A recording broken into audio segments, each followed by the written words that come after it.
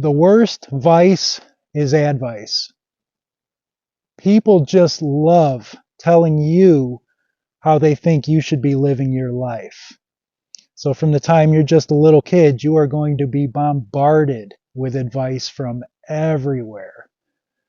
And I think one of the most valuable skills you can have in life is being able to determine who is credible enough to be taken advice from and who you should probably just politely ignore what they have to say.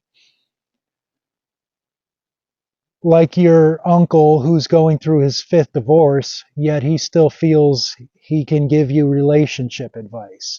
Or your good friend who's always broke all the time, yet she's giving everybody financial advice. And those people may actually mean well. They may think that they're helping you out in some way, but unknowingly, the information they're feeding you is actually detrimental. I remember being a young kid and taking advice from adults, thinking, oh, they're an adult. They know better than I do. And when I did what they said, it did not turn out well for me. And I always remembered that. So it's so important to be able to recognize that, especially in today's digital world. We live in an attention economy where how much income people make is based upon how much viewership they can bring in and keep watching.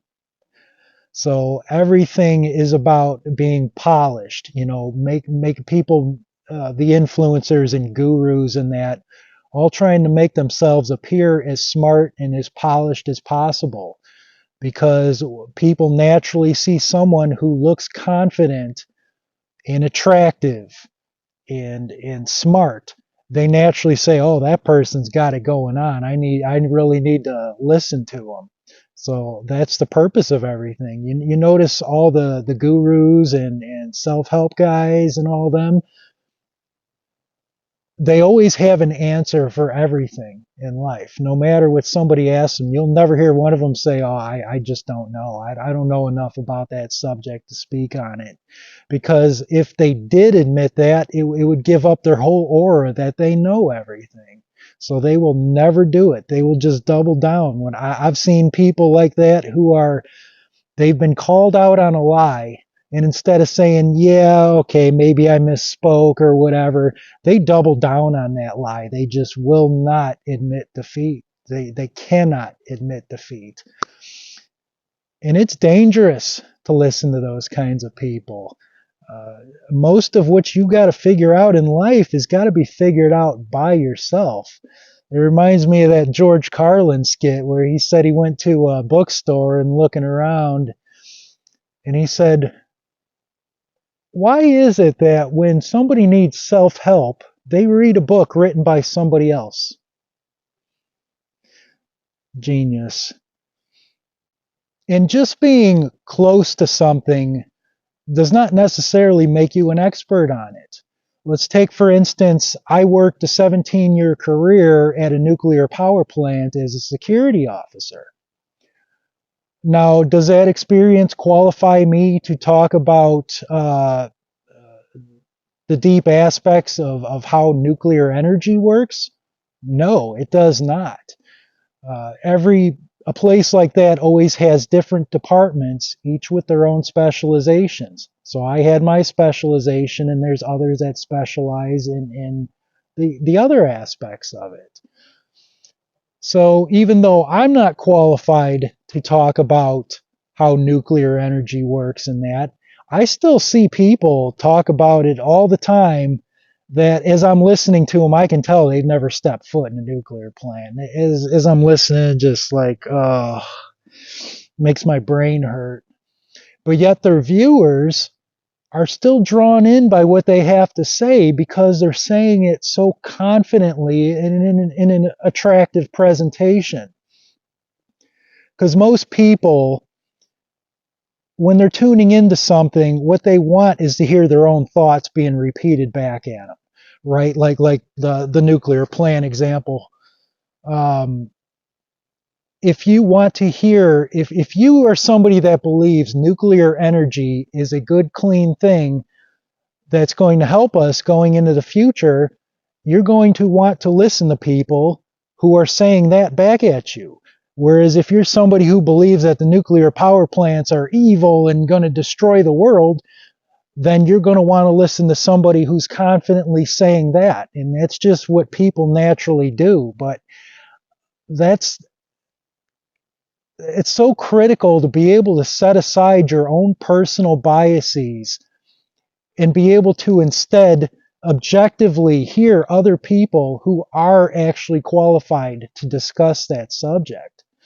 You know, it's so important to recognize that we are not the experts at everything, no matter how much we like to think that we are. There's things I do out here where I like to think, yeah, I'm a capable guy, you know, I can handle anything that comes my way. But even still, like today, I gave a phone call to my dad. There was something that I probably could have handled on my own or whatever, but I knew that his expertise was much more valuable than my own, so I wanted to hear his input on it. And sure enough, he said a bunch of things that really gave me a lot to think about, you know, so it was a good thing to get his advice on that. If you get done watching a video and at the end of it, you're thinking to yourself, wow, that person is really smart, it's probably because that person worked very hard to polish up their skills to appear that way. All right. Whereas if you get done with a video and you find yourself thinking, oh wow, that makes me think of this, and now your mind's racing and you got new ideas where you're considering things you hadn't thought of before, that is what you should be looking for. It doesn't matter how smart somebody appears. Are they giving you the goods, the thing that you are looking for, that you really need? You don't need to just be entertained by somebody you're watching. They need to be bringing you value in some way, right? I see it so much with channels. I try to pay attention, especially to small channels, because I'm one myself. And it's just fascinating to learn because they're going through the same things I am. And I just find the whole thing fascinating. But there will be ones that they'll come out and say, oh, would you please subscribe and share this and get me more viewers because I'm really trying to get 500 subscribers by the end of the month. And as I'm watching this, I'm thinking to myself, well, why would anybody do that for you? What value are you bringing to the table for them to do that? You just feel so entitled that they're going to get you to 500 subscribers? No, somebody needs to first be providing you value. If they're asking you for something first with the promise of making good on it later on, that's not the way it works. They need to provide value first. Then you can be drawn in by what they're offering. So at this time at end of the year, I'm sure a lot of people are considering what their New Year's resolutions are, you know, how they can better their life in the next year. And I think maybe developing that skill of being able to determine who you should be listening to and who you should be putting your time towards and who you should just be not, might be the best thing you can do for yourself this year. Now, I'm not saying if somebody isn't providing value that you should just call them out and whatever. No, it's not worth ruining relationships and just being an a-hole over it. I mean, if somebody's got poor advice, just say, oh, okay, that's cool, you know, and then just kind of walk away. And that way it was polite. You know, you didn't upset them. You heard their advice and they feel good that they were able to give you that advice. But if you start calling them out and say, oh, no, that's stupid, that's wrong, you're going to ruin that relationship. So just politely decline advice if you don't think it's credible enough. So whether you lived back in the Middle Ages or today's digital age or tomorrow's post-apocalyptic wasteland, I think it's one of the most valuable of social skills to have, to just be able to determine who you should listen to and who not. Take advice from the wrong people at your own peril.